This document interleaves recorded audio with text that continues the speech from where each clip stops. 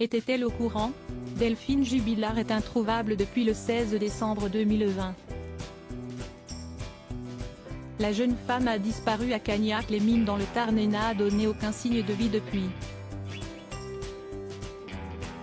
Les recherches se poursuivent mais rien n'a permis de découvrir ce qui a pu lui arriver.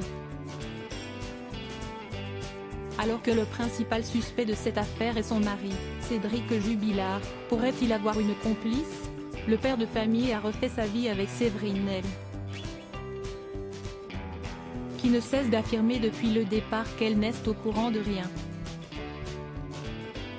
Toutefois, ce sont des révélations très contradictoires qui ont été faites par le Parisien ce mardi 11 janvier.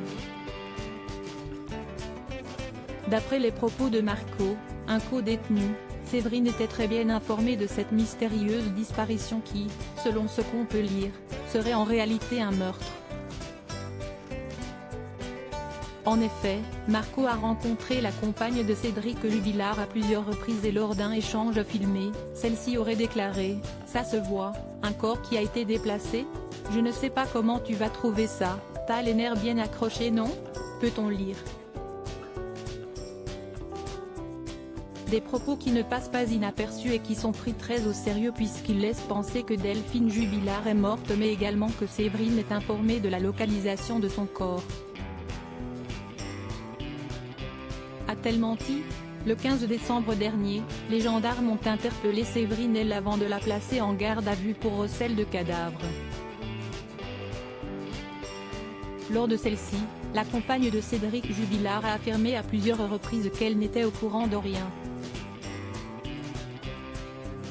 Elle avait également précisé que son compagnon lui a affirmé avant son arrestation qu'il avait tué son épouse et enterré le corps près de la ferme de Cagnac mais sur le ton de la plaisanterie, rapporte le Parisien. Toutefois, Séverine L aurait indiqué avoir montré où se trouvait la ferme à Marco uniquement pour lever le doute. Qu'il aille vérifier si le corps de Delphine y était. Par la suite, elle a déclaré être « bête et influençable, j'ai fait ça par amour. J'ai donné l'endroit où Cédric a pu l'enterrer mais il ne m'a jamais dit ouvertement l'avoir fait. »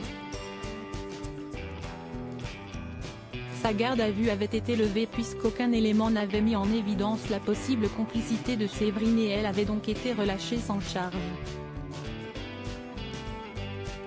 Des révélations qui ont refroidi Séverine L puisqu'elle remet désormais en doute l'innocence de son compagnon. Je pense qu'il est coupable. Je pense qu'il l'a vraiment tué en fait.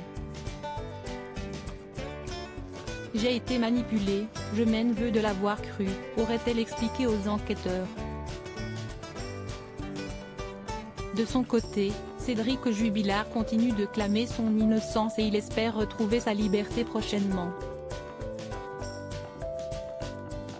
Séverine, a-t-elle fait de nouvelles confidences?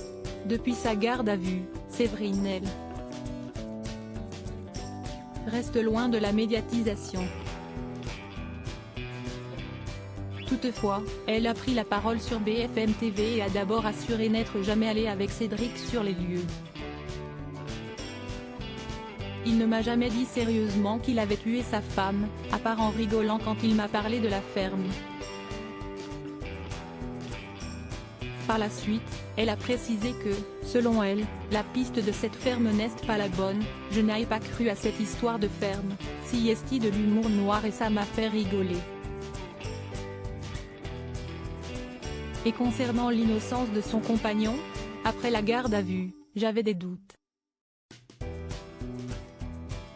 Maintenant, je ne sais plus. Je veux qu'on sache la vérité au plus vite, a-t-elle affirmé. Pour rappel, Cédric Jubilard a fait une nouvelle demande de remise en liberté, examinée ce jour.